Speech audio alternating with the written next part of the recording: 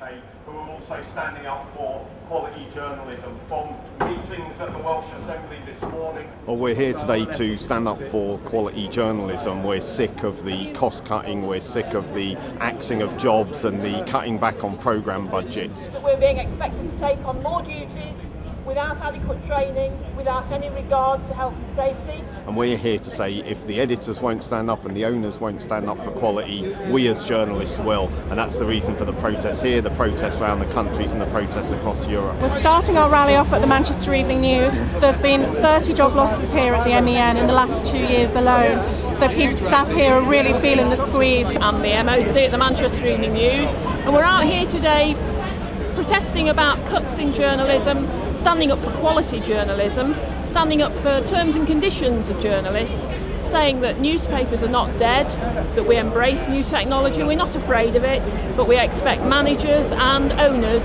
to look after us as well as they should so that we can serve the public. We're here to protest today on the Standing Up for Journalism Day about the need for quality, resourced, well-resourced newspapers and broadcasting.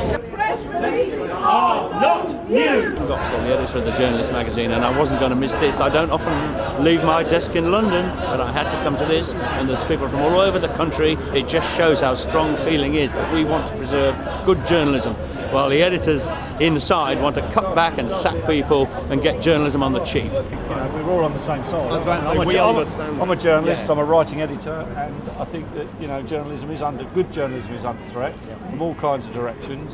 We've all studied and worked hard and learnt our craft, and it's important that we stand up for it. I'm editor of LSN Media, which includes titles such as Bedfordshire on Sunday, Luton on Sunday and MK News, and I'm editor of Bedfordshire on Sunday, and I support the cause of the NUJ and standing up for good journalism. That's what we should all be doing. We are taking part today in the biggest ever protest, Europe-wide protest of journalists standing up for quality journalism, and we are doing so because the employers and the editors are failing to stand up for quality and failing to stand up for journalists, and it's been left to us to do it. But it's not just us, don't just listen to what the union is saying about it.